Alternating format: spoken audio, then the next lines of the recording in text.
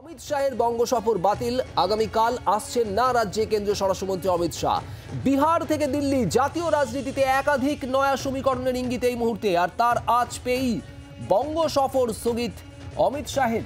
কাল রাতেই কলকাতায় পৌঁছে সোমবার ঠাসা কর্মসূচি ছিল মোদির ডেপুটির, তবে শেষ মুহূর্তে বাতিল হয়েছে এই কর্মসূচি।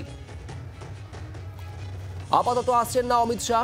আগামীকাল অমিত শাহের আসার কথা ছিল কলকাতায় এবং তারপর সোমবার উত্তর 24 পরগনা জেলা নেতৃত্ব তাদের সঙ্গে কর্মী সম্মেলন, মেচেদায় কর্মী সম্মেলন, মেচেদায় জনসভা করার কথা ছিল কেন্দ্রীয় স্বরাষ্ট্রমন্ত্রী অমিত শাহের। এরপর কলকাতায় এসে একাধিক বৈঠক, সায়েন্স সিটি অডিটোরিয়ামে বৈঠকের কথা ছিল, বঙ্গ বিজেপি নেতৃত্বের সঙ্গে আলাদা বৈঠকেরও কথা ছিল অমিত শাহের। আর এই যাবতীয় কর্মসূচি আপাতত বাতিল, আসছেন না অমিত শাহ। জাতীয় রাজনীতিতে একাধিক নয়া সমীকরণের ইঙ্গিত, তীব্র রাজনৈতিক টানাপোড়েন এই মুহূর্তে বিহারে, যেদিকে নজর রাখছে দিল্লিও। আর এই সমস্ত কিছুর মধ্যে এই বঙ্গ সফর স্থগিত শাহের। মমিতা চক্রবর্তী আমাদের প্রতিনিধি রয়েছেন টেলিফোনে। মমিতা, স্থগিত করা হলো অমিত শাহের সফর, কি জানা যাচ্ছে?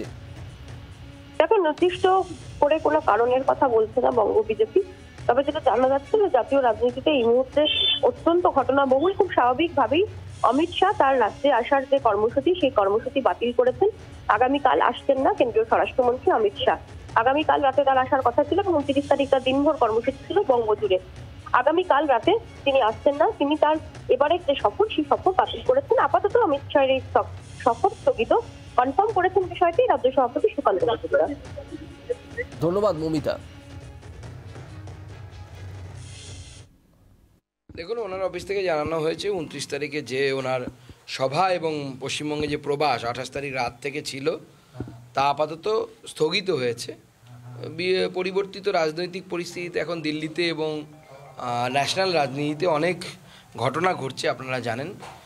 সেই ঘটনাগুলোর পরিপ্রেক্ষিতে সম্ভবত, আমরা আন্দাজ করছি, সম্ভবত মাননীয় গৃহমন্ত্রীর যে প্রবাস, সেই প্রবাস আপাতত উনি স্থগিত রেখেছেন। এখনও স্থির হয়নি, কিন্তু উনি আসবেন। যেহেতু মাধ্যমিক পরীক্ষা শুরু হয়ে যাচ্ছে, তো স্বাভাবিকভাবে এর মধ্যে আসা সম্ভব নয়। তারপরে মাননীয় গৃহমন্ত্রী এবং মাননীয় প্রধানমন্ত্রী বেশ কয়েকটি সভা হবে।